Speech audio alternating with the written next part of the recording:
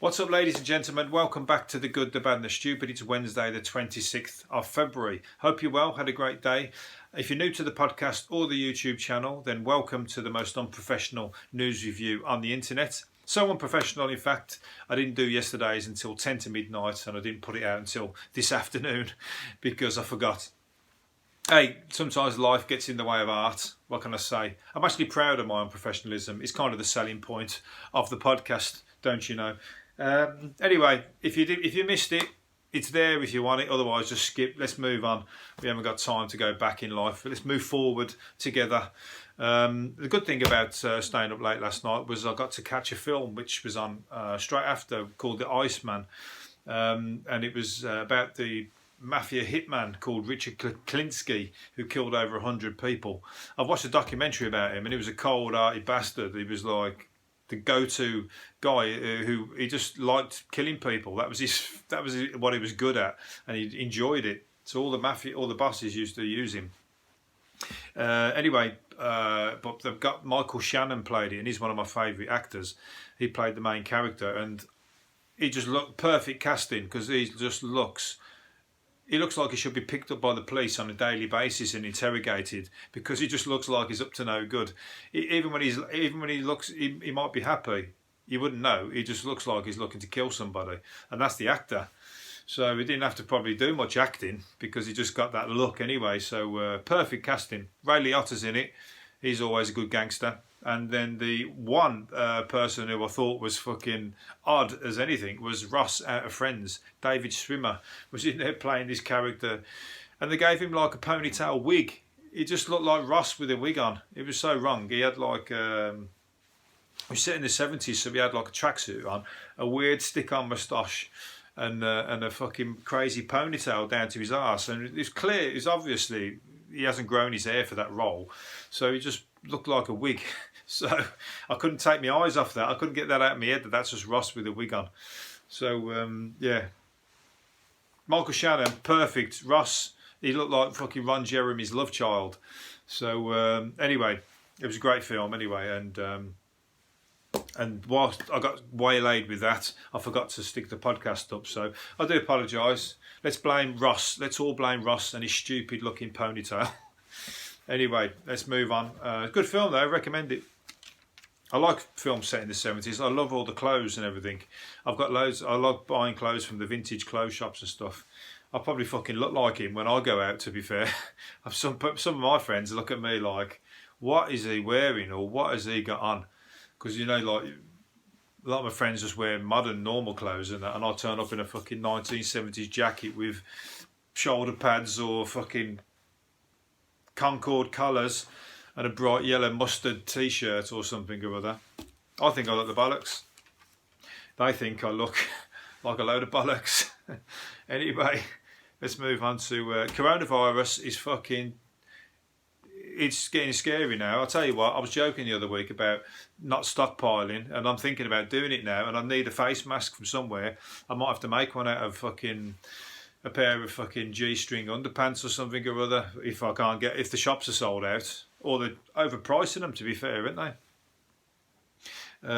I can only imagine what they would cost on Gwyneth Paltrow's website. I'm sure they haven't. I'm surprised they haven't gotten onto it myself. Joking about G-string face mask, they could probably they'll probably bring one out that could actually be both, and I want royalties off that because it's my idea. Remember, you heard it here first. If Gwyneth Paltrow brings out a fucking G-string double as a underwear versus face mask that smells like her vagina, which seems to be the selling point of that website at the moment. She's got a candle that smells like a vagina. We spoke about it before. And I wonder if Chris Martin's ever picked one up and gone, you know what, it does a little bit. It does actually a little bit. But then again, so does the cat food. On the right day. Anyway, let's crack on. Chris Martin was actually on Curb Your Enthusiasm, one of my favourite programmes. I'm going to say favourite a lot when I bring up things that I like. So I don't want to say it is my favourite programme because I've probably said that before. But Curb Your Enthusiasm is just fucking hilarious. That's my kind of comedy, 100%. That is like, and it's a lot of it's improvised as well. But what's his name? Larry David, is it? Oh bollocks! Forgot his name. I think it's Larry David. Fucking great character. He's always fucking it up and getting everything wrong, isn't he? And I think Chris Martin's in there, and I think he's pissing him off at some point during it. So I've not watched the new series. I've heard it's meant to be really good, so I've got to. I don't know how you get it. I don't know. I haven't got Sky. It's not on normal TV. I don't know how I'm going to get it, but I'm going to have to speak to the gods on the illegal stream sites, see if they can throw something my way. Iran's deputy. Oh, the coronavirus I was talking about. The coronavirus. How did I get onto fucking all that then? I was talking about the coronavirus. I've talked about Curb Your Enthusiasm and fucking Chris Martin and. Anyway, there's Iran's deputy health minister says he's contracted the virus, and there's a picture of him there. At first, he was saying there's no problem. There's no problem in the country and whatever. And he was giving us the speech, and he's like mopping his brow with a rag. And it turns out later on he was lying, and he actually has contracted it himself. So that's from the fucking horse's mouth. Somebody trying to hide it. They're trying to tell people here. If you've been abroad and you've come from certain countries, self-quarantine yourself. We need you to sort of self-quarantine yourself for 14 days. I know it's a lot to ask, but no one's going to do that. We're fucked. No one's going to do that. Even if they have got it, they're going to hide it. It's going to be impossible to spread it, to stop it when somebody like a criminal or somebody who doesn't want to play by the rules. Imagine if a criminal... He can't go and hand himself in anywhere, can he? So he's like, because he's like going to get done for the crimes or whatever. So they're going to hide the fact that they got coronavirus, and they're going to just spread it around. He's close the borders. That's what they've got to do, haven't they? For England, we're lucky because we're on an island, but they'll just have to close the border. But it's fucking scary. It's doing the rounds. Let's put it that way. So luckily I've got no holidays planned because I've got no money, so I'm stuck. I'm safe by my poverty levels. So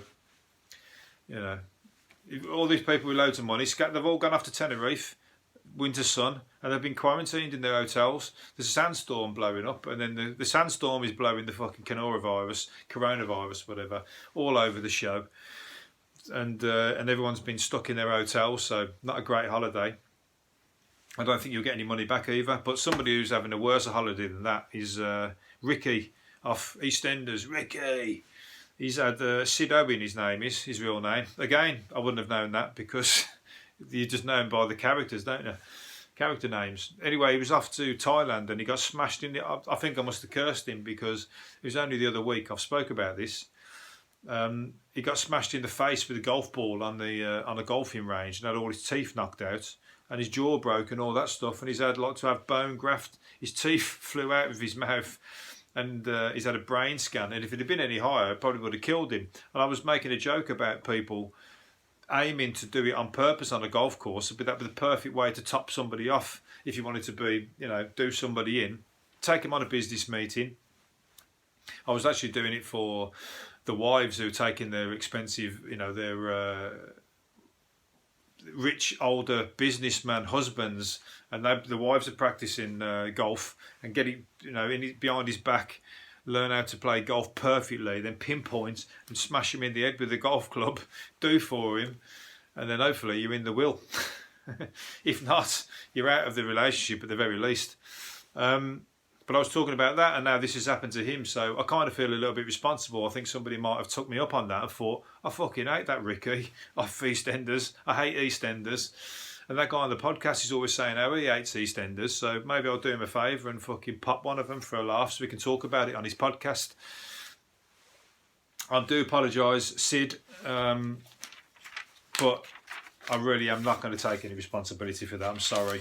I'm jesting in case anybody wants to bring it back around and find this in 20 years' time when he dies of any complications from this operation. Another crazy situation was Harvey Weinstein. Obviously, I spoke about him yesterday. He's going down. He's got a girlfriend of all fucking things. How the fuck has Harvey Weinstein got a girlfriend? And she's not ugly.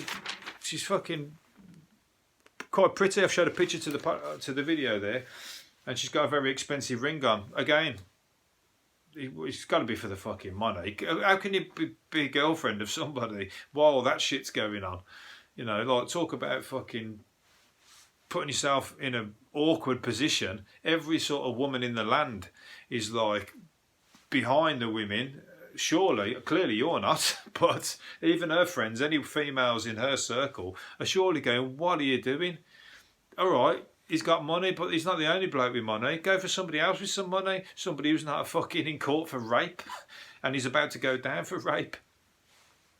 Or is she playing the game where he's going to go down, he's going to bung me some money just for one visit a month, he's going to like pay me, I'll be set up for life, and I'll never have to sleep with him ever again. So it could be a very clever, conniving move. But she said, what was it? She said a person in 2 months can make you feel what a person in 2 years couldn't. Time means nothing, character does. She's sorry, love, but you ain't the fucking right shilling, and you're also putting yourself right on a fucking pedestal for any future people.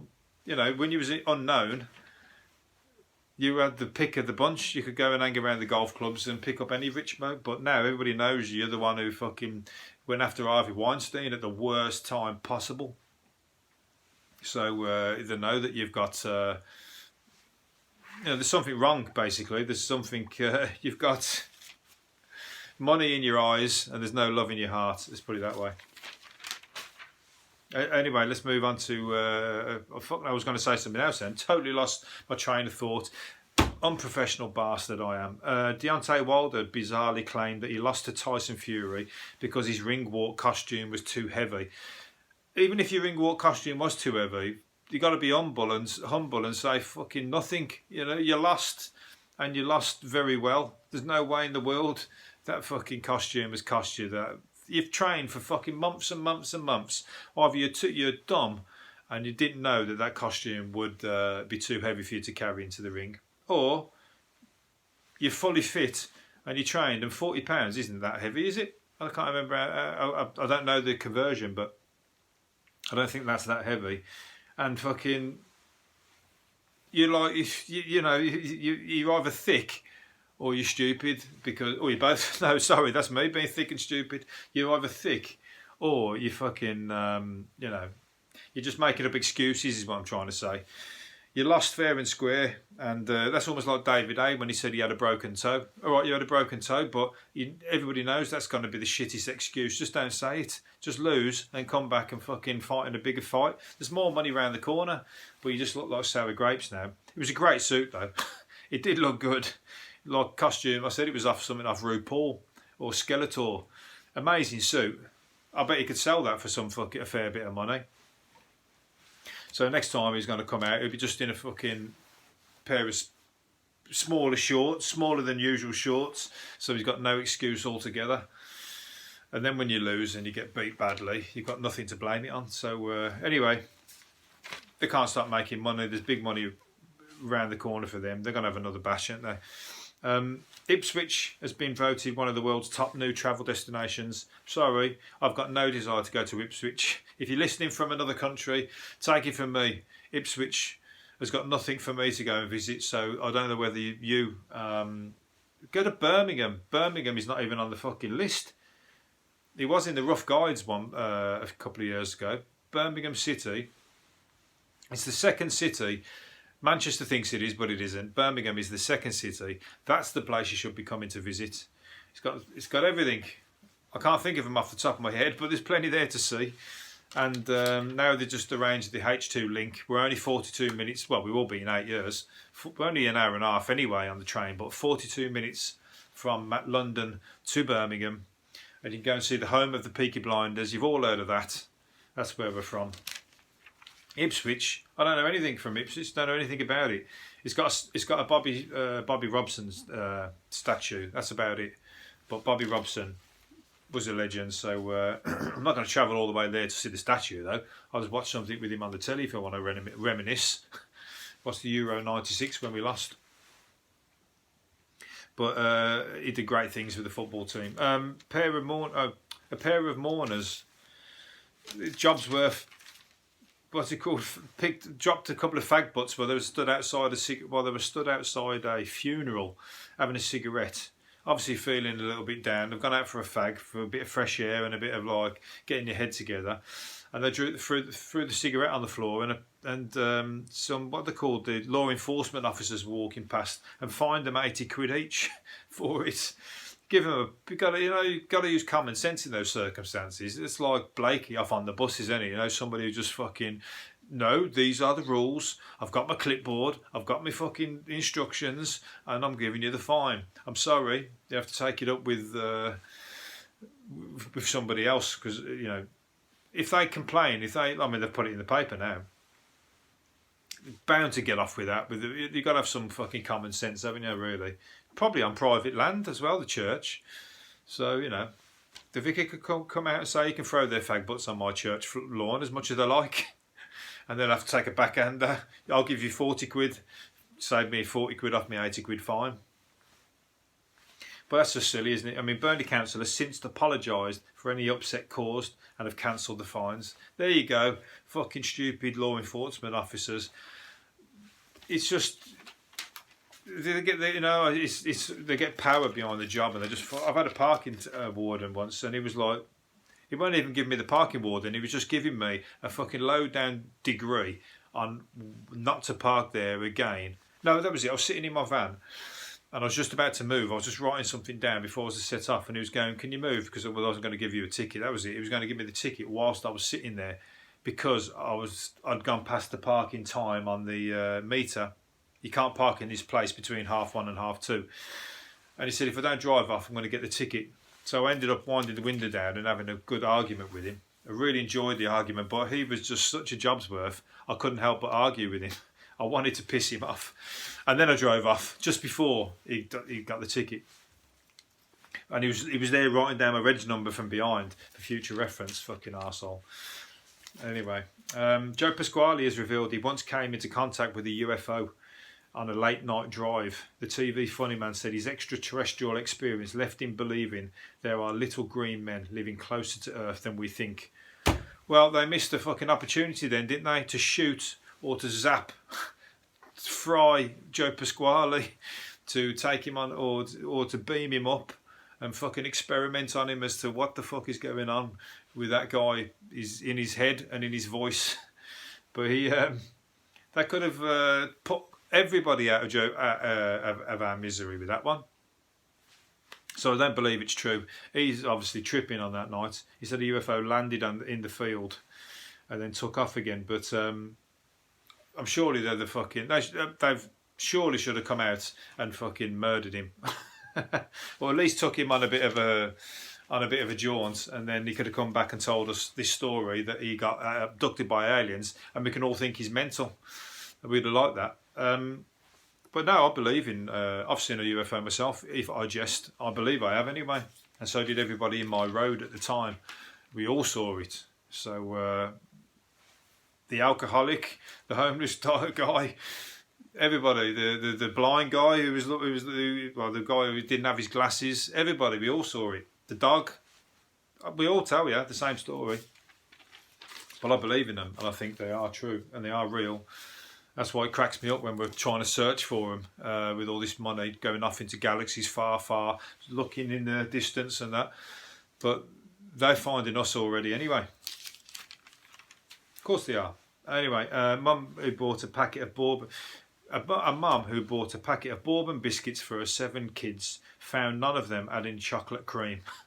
How did that get in the fucking newspapers with all the shit that's going on in the world? That is a big, and it was half a page. It was a big story. This was. She's that pissed off. She's rang up the fucking newspapers and probably got 50 quid for her trouble. Or she's also probably rang up the bourbon company. Done the full works, you know what I mean? She's probably got a lifetime supply of bourbon biscuits now.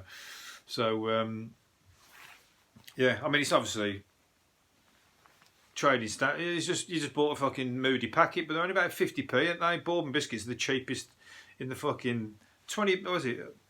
40, she told Aldi, and the budget chain offered to replace the 20p item. 20p, and she's fucking in the papers and complaining.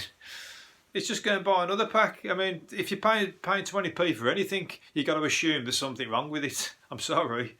You can't fucking have everything. Bourbon biscuits for 20p, I've got to be missing something. So either you're going to get the cream or you're going to get the biscuit. Take your pick.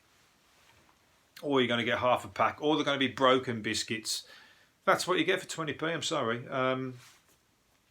Anyway, she's probably got... She told Aldi they offered to send me a new packet, but I wasn't that bothered because they didn't cost that much. But you've gone through all the effort of going through the fucking newspapers. And onto my podcast. You've made it onto there as well, so there you go. I fell for it, didn't I? I fell for the story.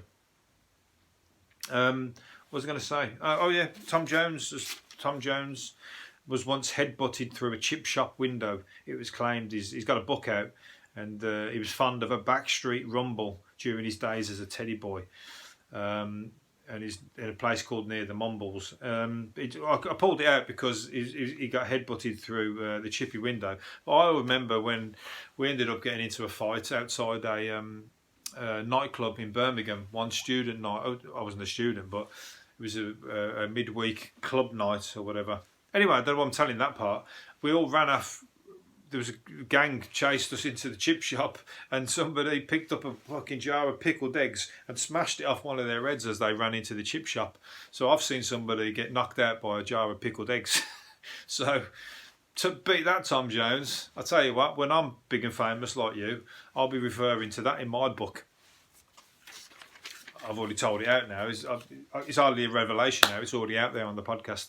Right, I'm going to finish up on... I should have finished up on that one. You can't beat that, can you? Getting knocked out by a jar of pickled eggs. I'm going to finish up on one more thing. Loud snorers can damage the health of their partners. 1 in 7 create such a din. The noise can push up blood pressure. I'm a light sleeper and I cannot stand snorers. Snorers are the worst. You deserve to be beamed up with Joe Pasquale, up with that fucking, what's it called? Spaceship, and sent off to another planet where you can all snore in fucking, when they can experiment on you and think, what the fuck's this noise coming out of their fucking noses? Because it's alien to even us. Yeah, I can't stand it. Even with earplugs, I've tried everything. I've had to share a room with a snorer once, and I kept having to leave the room with my bedding and everything and fucking sleep in the living room. Backpackers, when I've been travelling, there's always one in the room, and I focus on it, and like I feel like I want to fucking... You know when you have them dreams in the films where they dream, or when the situation occurs and they show a version of what they're thinking in their head, when they go up and like they'll kick the fuck out of somebody, and then it goes back and they haven't kicked the fuck out of them. It was just what they were thinking of doing. Well, if I could tell you what I was thinking when I see these snorers in the backpackers, what I was thinking of doing to them, I tell you what, I'd get locked up for that, and I wouldn't be, you know what, I wouldn't even be feeling too bad about it, because I think you deserve everything you get. I'm surprised some people stay with snorers, their partners. It's got to be a fucking reason to leave. Divorce. What's the reason for divorce? He's fucking snoring. I'm sick of it. I want half his money. I want half his house. I want all his money, in fact. He's pissed me off for the last 10 years with his fucking snoring. Anyway, I think I've milked that one. I'm going to leave it there, and hopefully you've enjoyed it, and I'm going to do another one again tomorrow. See you later. Bye-bye for now.